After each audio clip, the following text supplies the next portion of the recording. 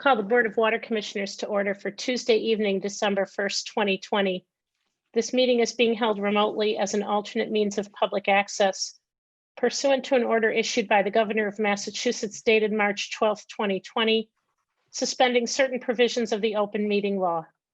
You are hereby advised that this meeting and all communications during this meeting may be recorded by the Town of Hingham in accordance with the open meeting law. If any participant wishes to record this meeting, please notify the chair at the start of the meeting in accordance with Massachusetts General Law, Chapter 30A, Section 20F, so that the chair may inform all other participants of said recording. Is there anyone recording the meeting? Okay, seeing none, we have two sets of minutes. I know that Joe had sent some edits across a little earlier this afternoon.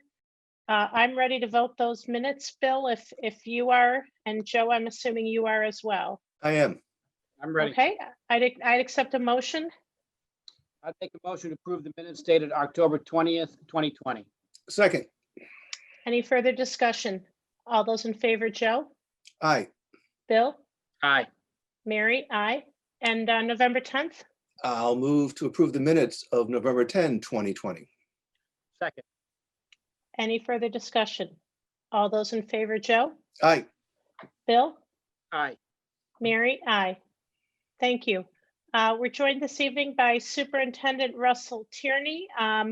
Russ is going to run through the October report with us. And then we will also, he has a contract for the board's consideration for a vote this evening with respect to a water main project. Russ, do you need screen sharing privileges? Michelle mentioned you might want to be in a couple minutes. sharing. I don't know if you guys have, do you have the report? Do you guys have the report? Yeah. Okay. Yes. I'll just run through the report real quick, then I'll share one thing that I did today with you guys. Just some quick stuff. I mean, we replaced 28 total fire hydrants in the water system since we took over in August. 6 were in Hingham and 22 in Hull, and Suez has met their requirement of 10 fire hydrants. The other fire hydrants were actually paid for all by the town of Hull Fire Department. But we are going to pay for one more in Hull out of the budget that we have, because there's one more broken one we want to get done for them. And so I'm going to pay for one more for them, and then one more for Hingham, because there's one in Hingham that they really want to get done. It's in a very, very strategic place, so I'm going to get it done for them. All the other hydrants that we had in the original list have been moved to the spring list, so we'll go back in the spring and see what else we can get done in the spring. The containment area for the underground storage tanks has been cleaned. It's all getting ready for an inspection next week by environmental partners and their inspector. We didn't find any oil in the water. The little sheen that we did see was runoff more than anything. So there was no quote unquote oils in the water, and the water was disposed of properly by our contractor, Global Remediation. Global also was on site today to pull one load of material out of the Allen tank, and they'll be back tomorrow to take 2 more, and then they're going to go and clean that next week, or maybe by the end of the week, they said. So we should get that project done also. Let's see. Bulow Road project, we're going to talk about the contracts. I'll give it to the board. We rented a couple signboards for the first 2 weeks to put at the end of Bulow Road so that the residents are aware. A notice was passed out today, I hope. I did not check with Suez before I left, but if not, it'll be definitely out tomorrow. And then I spoke to the all of the people that are business owners that are going to be affected. I spoke to the dentist office, Walgreens, Starbucks, and the 2 other places that are in that plaza. I spoke to them myself personally, so they're all set. They're all set.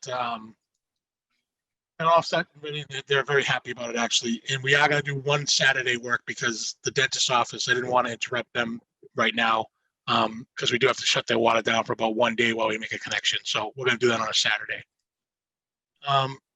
Turkey Hill Tank was inspected by Utility Service, which is a part of Suez. I'm waiting on the report. While they were in there, I was reading the old report, so there was a lot of material at the bottom of the tank. So I got Underwater Solutions in there to vacuum out the bottom of the tank. They took anywhere from 6 to 9 inches off the entire bottom, which is a good amount of sediment. So they did it, and then they did their own inspection too. So we'll actually have 2 inspections of that tank to get a really good idea of, everything that was brought to our attention is accurate. Underwater Solutions, Ackerd Pond intake, we have a meeting on that on Thursday. We did put a temporary screen back on the intake, so we can use that in an emergency if we need it. Now we're going to look at where's the best place to put the new intake.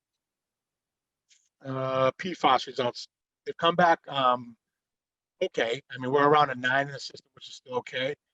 But we're going to do individual source sampling. We were going to try to get DEP to do that under a grant, but something's come up with DEP and they're not sure they can pull through with that grant for us. But we will do individual sources because I want to see where that's coming from. So 9 is not, it's not a high concern, but if we get to 10, we got to go to monthly sampling. And it could be one place it's coming from, the majority of it. So we'll take a look at that and see what it is.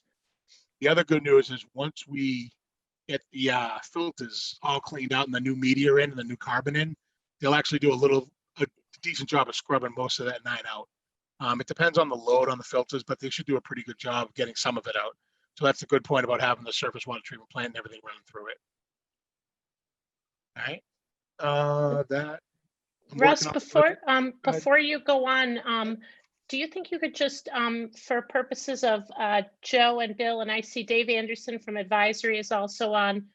Dave, I emailed you the packet of information we're looking at, so you should have that. But Russ, if you could just perhaps just give a little bit of description about the Ackerd Pond Sure. intake pipe. I Yep. know you and Council and Tom and I talked about it, but Yeah. I think it bears a little bit of discussion. So the Ackerd Pond intake pipe, back in, I believe it was 1962, they took it offline because it was deteriorating and it was broken in a few places. At that time, they then put in a second suction line about 40 feet into the pond. That one went directly to, so the 300-foot line went directly to the pump house and to the system. The new 40-foot line went to the new screen house with additional screenings before it went to the pump station, then out up to the plant. Okay, so they did do the right thing by putting that through the screen house, but again, 40 feet is not a lot of distance. The depth at the time when they put that line in was about 10 feet. Unfortunately, over the years, the pond's kind of shrunk a little bit. And I don't know if it's filled in that area, but the depth down to the intake was only 5 feet. That had to do with the drought. I don't think it's ever been that bad in a really long time, but that line needs to be replaced. So right now we put a temporary screen on it. And what we're going to do is look at, where's the best place to put that intake? Is it another 20 feet out? Is it another 100 feet out? Is it 400 feet out? And then what we'll do is we'll look at it budget-wise to see when we can do it and when we can do the work to put that out into the pond further. So I think replacing the old line is not advantageous right this second because I don't know if that's really the best place in that pond right now. Remember, it's been off since 1962. So where it pulls water from may not be the best water quality in the pond. So we're going to do some depth readings across the pond, find the deepest points in the pond, then take some water quality samples from 3 or 4 points, and then look at the water quality samples, and then review it with EP, and then go from there. So Russ, does that mean you're going to go scuba diving in the pond? Absolutely. I'll do anything. I told you that. I know. Water Solutions is going to go scuba diving in the pond. They've been in there a couple times already in the tank, so these guys know the system well now. But yeah, they're going to bring a boat in a couple weeks and kind of take some depth shots around the lake. Fortunately, we do have a map of the lake. It is from 1960 or 1970, but it has all of the depths throughout the lake. So, the pond. And so we're going to go to those points that already show deep, but then we might just randomly grab a few other points just to make sure we're in the right spot with that new intake. We have to replace the intake anyway, so we might as well do it, the way it should be done, which is, find the best place in the pond, the best water quality. Okay. Before Russ goes into the other pieces, Joe or Bill, do you have any other questions about what Russ has covered so far? I don't. Just real briefly, in case we get some emails from neighbors on Beulah Road. Yeah. The length of that project and the level of disruption to the homeowners there. Can you talk about that a little bit? Yep. So it'll be about a 4 to 6 week project. The disruption, it'll be like any other water main job, but we're going to be very diligent about letting the residents know, where we're headed next, where we're starting. We've already given them a hand delivered notice. We will use the code red to make sure they're well notified. Kate's been great with me posting stuff online, so I'll continue to update Kate. So the IT department will continue to put stuff online. And I've already told the contractor that when we feel it's necessary, they will hand out notices. So the disruption will be, probably in front of 2 or 3 houses every day. But again, we'll have it set up so when the people leave their homes, we'll let them leave before we start, and then we'll give them access to whoever's house we're in front of. We'll give them the best access we can for the time. You know what I mean? But the contractor I met with them 2 weeks ago. We all met on site, reviewed everything, and they understand that we like things done the right way, and they're going to do it the right way. Russ, I'm sorry, Mary. Go ahead. And Russ, just a kind of a follow-up question, collaterally here. I got a call from a friend of mine when you did the water main break fix on Chief Justice Cushing, and Yep. You guys did a great job on that one on a Friday afternoon when it was raining out. His question to me was, when the water service was turned off, when it goes back on, the Yeah. water is gritty, right? It's gritty. It's like, it looks like kind of Sometimes it will be. Yep. Sometimes it will be. Yep. how long after those type of incidents when is it safe again to drink the water?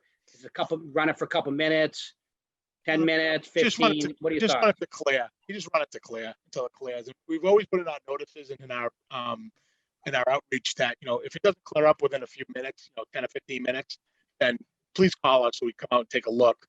One thing that we are working on is, after we open up the hydrants, they do flush off hydrants. I've seen them do it. We're trying to get the hydrants clear before we kind of notify everybody the water's back on, just so that once you notify people the water's on, they're going to go right to it. But again, services are going to get some sediment and some color in them. But if you run your water about 10 minutes, it should be fine. If it's not, then let us know. There may be something else going on. Or it also depends on what part of the system. That's kind of a dead end, Bill. So they may have had a little more color for a little while longer because it is a dead end. The water system ends around the corner on Chief Justice Cushing Drive. That's a tough one, but yeah, it ends right there around the corner. Probably your friend's probably the last house on that system too. You know what I mean? Great. Thank you, Russ. Appreciate No it. problem. No problem. Yeah, I would just add that, and I know we're going to get to this Beulah Road contract, but I think the Beulah Road residents have had something like 7 water main breaks in 4 years. Yeah. So I think that the prospect of having a new water main and not having the inconvenience of breaks coming at unexpected times will be appreciated. And Russ, thank you for your efforts in minimizing the impact to the residents there. Yeah, I can't tell you when I was up there, like marking on the road where the new hydrants were going to go, so the fire department could go take a look at them, make sure they were where they really liked them and all that. A few people came out of their houses and asked what was going on. I told them, and they're like, "Oh, this is great." Of course, then the next phrase was, "When are we getting paved?" I said, "Definitely in the spring." Which, all right, that's why we're doing this now. So they're all happy right now. Yep. Excellent. And Russ, did you have something else to share with us tonight? Yeah, I read through the report. Does anybody have any questions on the Suez report? Again, it is a work in progress. I think they made some good steps with it. But Mary, I did get your question about, making that the money that we're spending on the maintenance a better description. I think I might do that as a separate report. Sure. But Mike Leahy and I are working on it together, and we're going to make sure it looks good before we get it out to everybody. It'll be a good description of what everything was done. So Yeah. Russ, the one thing about the billing and the billing transition, one thing that I was sort of wondering is if at some point the town could sort of, get an update from Suez just on, I would think this billing transition, there's a whole process involved. And, there are probably work plans and, different sequences of activities. Mhm. And I think maybe before the end of the year, it would just be helpful to get an update from Suez on, in terms of the transition, these are the transition activities that have been completed. This is what we still have to do. This is what the timing looks like.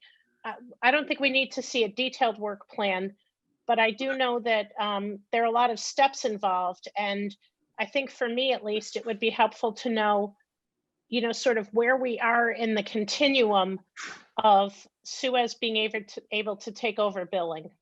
So we're supposed to be getting an updated addendum for that month extra they're looking at, which should plan out a little bit better on what's going on, but I'll put it on my list for Thursday's meeting with them to discuss you. a transition plan. Let's get it in writing from them. Yeah, and then I think too, depending on how the November revenue comes out, it's helpful to see sort of what we billed versus what we expected to bill. I think we did the best in calendarizing the revenue as best we could. Yep. I think maybe after this month, when we see where we are, we might again just want to have a discussion with Suez and maybe the Abrahams group, just to understand if this is a timing thing or if the revenue collection for this fiscal year will be Got it. different than the enterprise budget projection. Okay, I perfect. think after like 4 months, I think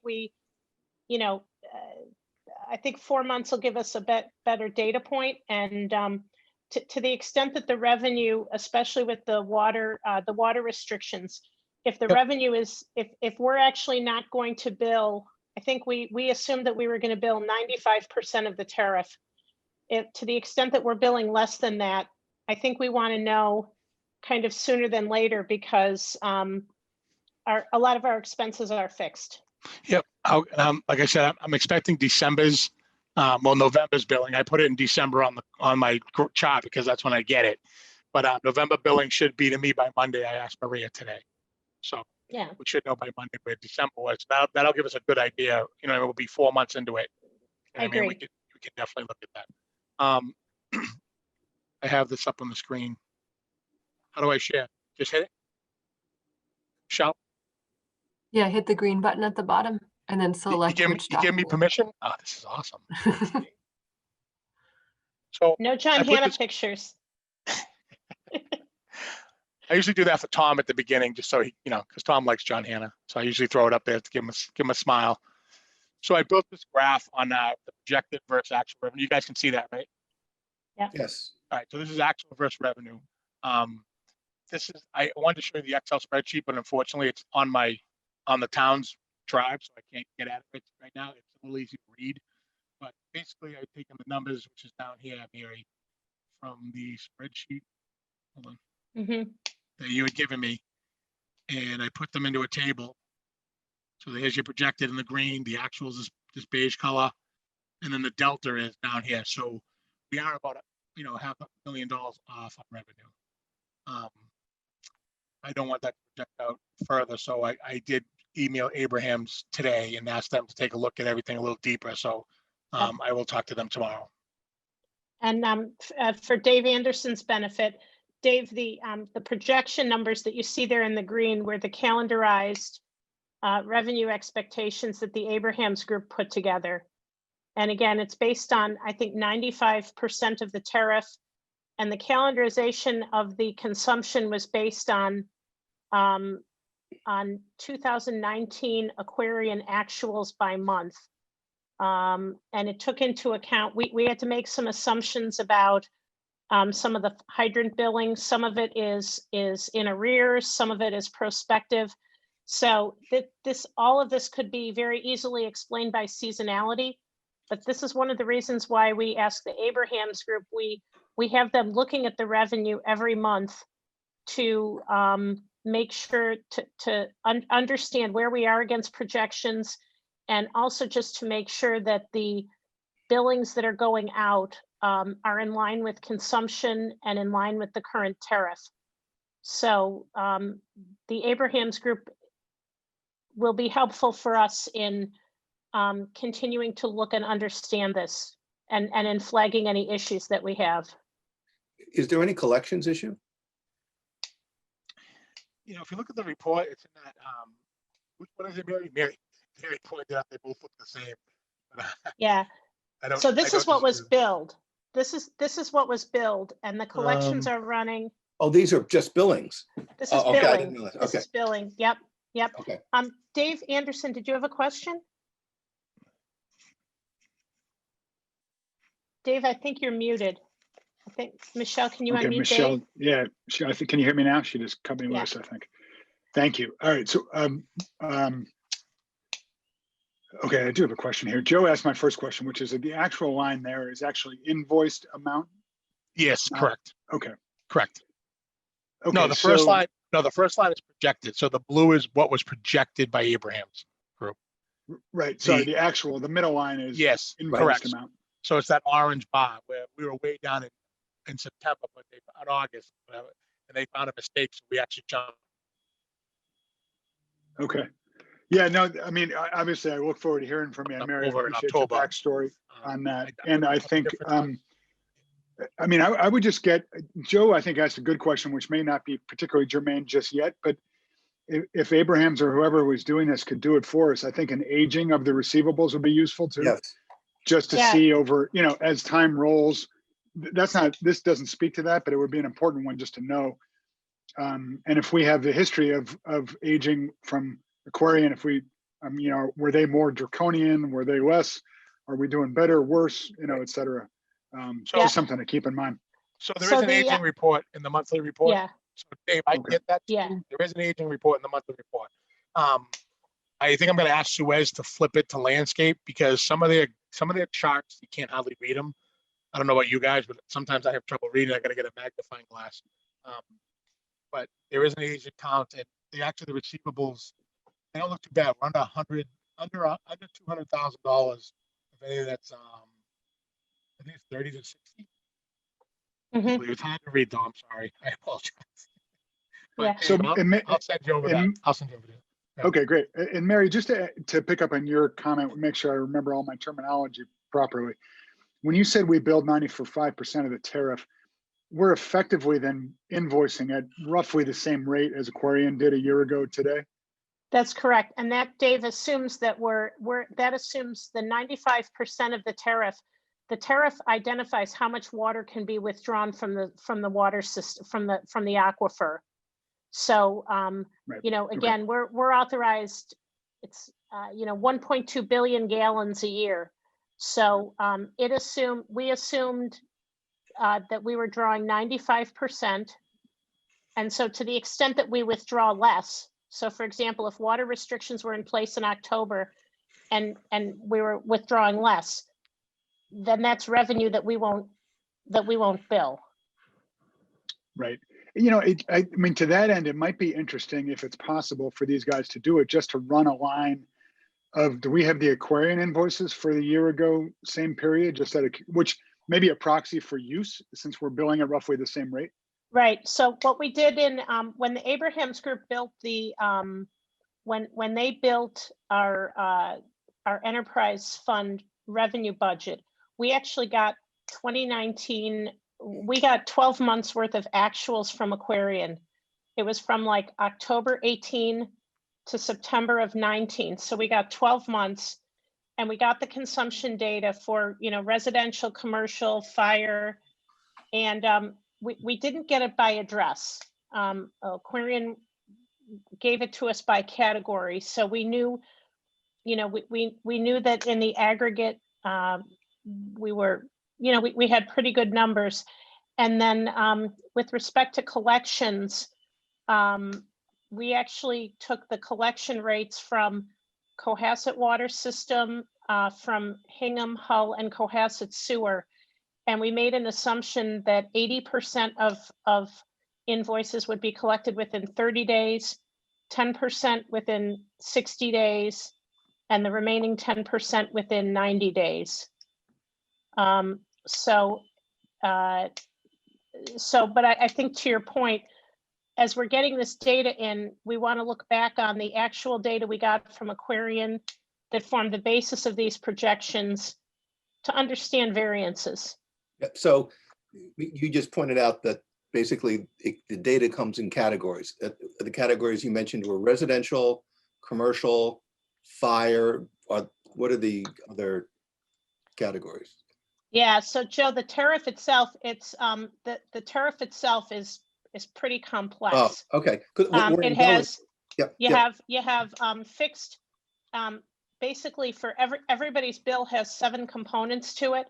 Yep. And then you have different billing structures for different Yep. customers. So again, we got summary level data from Aquarian that we thought would be a good guidepost in looking at revenue. We understood that from month to month, we may see some variances.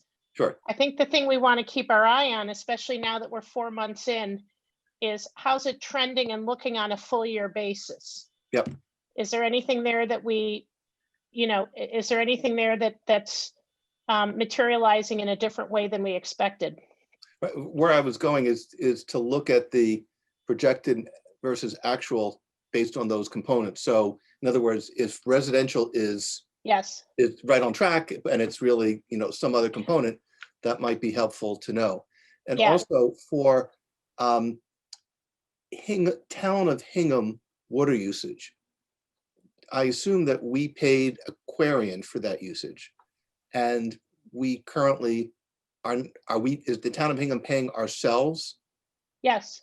Oh, okay, so that We wouldn't, pay the Weir, Okay. water, we Okay. pay the Weir River water system. yeah, okay, Yeah, and Okay. actually, Joe, to your point, in terms of the level of detail that you just described, actually, that's what the Abrahams Group is doing for the town. oh, great, And because they were so helpful a year ago. And so, for example, in the month of September, as Russ pointed out, when the revenue was a little less than materialized, we said to them, hey, can you look at this? And what they realized was there was a charge for fire service. It was like $85,000. Yeah. That the town was supposed to collect, that it didn't.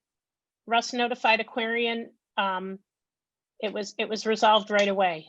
Yep. So the diligence of the Abrahams Group is serving us well, and I think that will also help them in our cost of service study. Thanks, guys. This is helpful and really interesting. Obviously raises some interesting lines of inquiry. So I appreciate all that work. Yeah, and Dave, I just emailed you all these documents. So if you have additional questions for Russ. Okay. Oh, thanks. I'll take a look. No, I mean, I'm thrilled. I know you guys are working hard on this, so it's just interesting. And for someone who likes numbers, there's a lot to unpack there for sure. I think a big thing to look at is the difference in pumping, past couple of months because we put restrictions on how much revenue that is. If you look at last year or last 2 years compared to this year, if it's 4 million gallons a month, that's 4 million gallons you didn't sell. So that might show us how these numbers will come back closer to what they are. You know what I mean?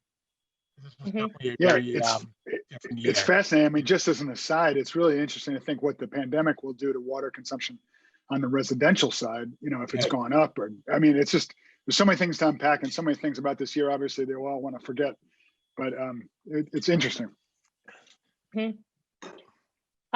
Does anyone else have any other questions for Russ about the superintendent's report? I do. If we can, let me get out of this and go to his report. So you've got the Suez report attached. I'm just looking at the summary section, and I just had very few questions. First, I understand this is for October, and it reports that the water ban is still in effect. Yep. Is it currently in effect in November? So I can tell you I didn't announce it wasn't in effect. It is something we will put out. I just kind of went with it and stayed with it just so that people would kind of conserve a little more. But we will officially, say the ban is off because all the irrigation systems are now shut off and clean. I was driving around town watching everybody, Yeah. And then the last bullet point under the summary where now there won't be any. The last bullet point on the summary where they contracted with Weston and Sampson. Is that a cost that we bear, they bear? I don't understand. Nope. It's theirs. In their contract, they're required to test all the backflow devices and do surveys. So Weston and Sampson is subcontracted to them. Okay. And then if you skip down to the personnel section, which is section 7 on page 6, they commented that labor negotiations for CBA are ongoing. So how is the crew handling this transition, and Is everything progressing to your satisfaction in terms of the workforce? The crew is doing everything they possibly can right now. I've talked to them all individually. I've talked to them as a group. They seem happy with everything. Why it's taking a little longer, I don't know. Actually, Tom and John asked the question. I do have on my agenda for our regular Thursday meeting with them. Yeah. So John and Tom and Mary was on that call too. They kind of want to know why it's taking a little longer than they think it should have. Yeah, I mean, I don't want to go into Yeah. extensive personnel discussions in this call, but I just wanted to make sure that you're satisfied that your workforce is in place and things are progressing. They're doing a pretty good job. I can tell you that. Okay. There was a learning curve here, obviously, but not for them, for us. You know what I mean? So my expectations are a little different, but I also have to go by with what they were doing before I came on board. But you know, we've been changing those expectations a little bit so we can make it a little better, in my opinion. So Yep. And one final question. Are we reading meters in the same way that Aquarian was? Or to put it differently, is there a change in the meter reading that may possibly give rise to changes in billings that we're seeing? exact same method, same schedule, on the same exact schedule. I mean, I'll tell you what, you know, my future plan is try to get it a monthly. I think you get a better grasp on the water system if you have monthly readings. Yep. Because sometimes you're looking at routes that are quarterly, but they're the first quarter, but the first month of the first quarter, then the second month of the first quarter, third month, et cetera, et cetera, et cetera. If you get everybody on a monthly reading, you can track the water usage better, and you can actually, it's easier for planning. Yep. So one of the goals I have for the water system is to get the commercial on monthly. Yep. All of them. You know, there are some there are some that are not. So, to be honest with you, Joe, I'm not going to do anything with that until we get the billing onto Suez, because anything else we want to do is there's too many layers for me to do it right now. So it's on my list for the spring. Thank you.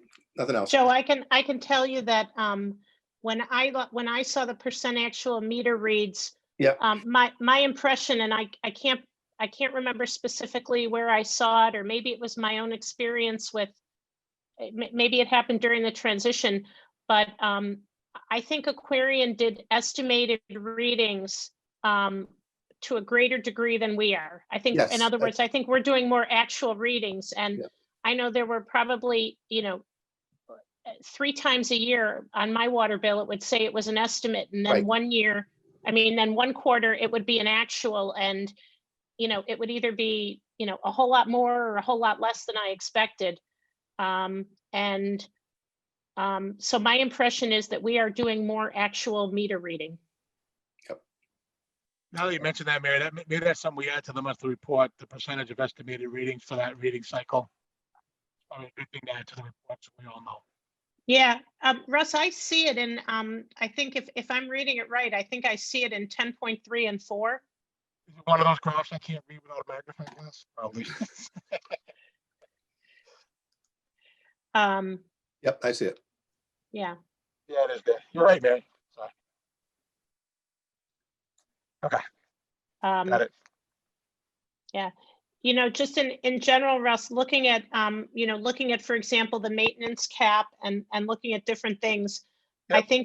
I think that we all understood that particularly in the first year of operation, that there would be a good amount of maintenance and, some capital investment that perhaps had been delayed. In particular, if you look at, for example, the fire hydrants, which both Chief Russo and Chief Murphy had both been concerned about for quite a while. So I would just say to my colleagues and to Dave, I think we expected that, particularly in the first 6 months of operation, that a lot of the preventive maintenance, repairs of valves, replacements of things, that we were going to, that we were going to be doing a lot of that. So I would say the velocity of spending on the annual maintenance cap is probably right now running pretty high. We expected that. What's materials we needed for certain projects.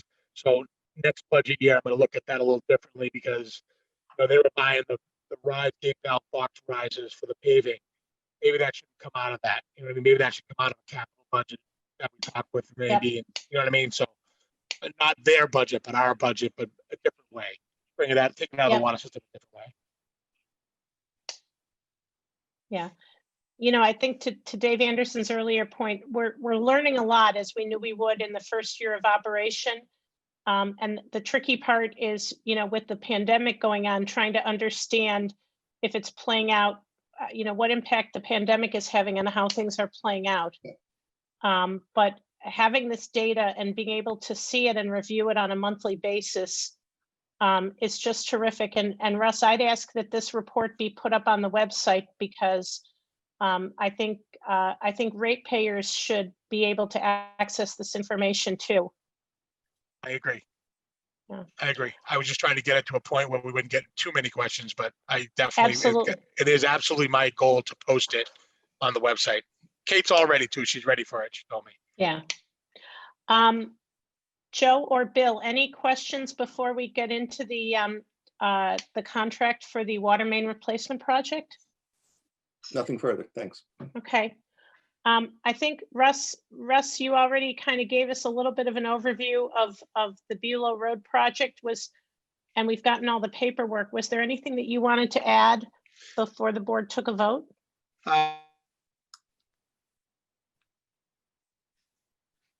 Really good bid. A lot of really good companies bid, so it was very competitive. And I have worked with the company that is going to be in here down the Cape. So I'm very confident they're going to do a good job. And like I said, we'll be on top of them every day just to make sure it gets done properly. Okay. Joe or Bill, any questions for Russ about the project? Russ, I'm looking at the bid that they submitted. And help me to understand something. A couple of things caught my eye. If you look on, what is it? Item number 10, F as in Frank. Pavement repairs, sidewalks, parking lots, driveways. The whole project, they're estimating that's $1. Is that because it's covered by something else, or they're not really going to be involved in that work? It just They've kind of included in their trench work. So sometimes when they bid these kind of jobs, they'll just roll all the paving into their trench work instead of segregating it, eye line up, eye line up. okay. If you read the award notification and recommendation from EP, Laura Underwood did a great job because she actually spelled out those items that she was concerned with in their bid, had a discussion with them. So it was very well done by EP, it was very well done by everybody. So I understand your concern too, because Joe, when I read it, I was a little, the penny, the rock, you know what I mean? Right. There is some outcrops out on Bulow Road. I've seen them myself. So we'll see how it goes. But again, they are putting their best inspector on this job. They've guaranteed us that. So we should be in very good shape as a town and as a water system. Yeah. Are you satisfied with the erosion control measures that they're going to be? Yeah, we actually spoke to conservation about it. So everything that we're doing came straight from conservation. Okay. We had a conversation in a meeting with them prior to. So. That's it. Thank you. Bill, did you have any additional questions for us about the contract? No, Russ answered all my questions when I asked earlier in the meeting. Thank you. Okay. Any member of the public have a question about this agenda item? Okay. Yeah, I've read through it, Russ. I wasn't sure if we'd be able to get Bulow Road done before the end of the year. And as I said, given the number of emails I've gotten in the last 3 or 4 years about water main breaks on Bulow Road, I'm just so glad that we can move ahead with this. We have the funding in our capital budget. And the road will be paved in the spring, so that'll give the water main, the water main will be replaced. It'll give the road a chance to settle. So that's kind of how we like to do this in Hingham. So Just so Um, everyone's aware, Mary, it includes Forget Me Not Lane. I keep calling it Bulow Road because that's what I Yep. named the project because it was the biggest part of the project. But the residents of Forget Me Not Lane will be getting a brand new water main too, and they're going to actually be done first. And we already told the Yeah. contractor he's to go there first. Yeah, and you know, I also thank you, Russ.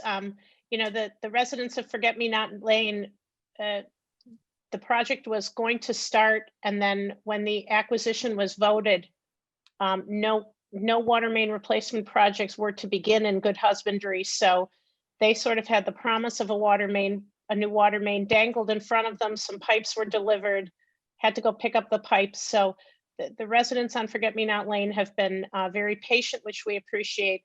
I also appreciate you and JR going out there. I know you've been out there a few times to meet with the residents and to answer their questions, and appreciate the personal touch on that. Would one of my colleagues like to make a motion? Happy to do it. I'd make a motion to authorize the chair to sign the agreement with Diggett Construction LLC in the amount of $533,187.96 for Bulow Road Water Main Replacement Project.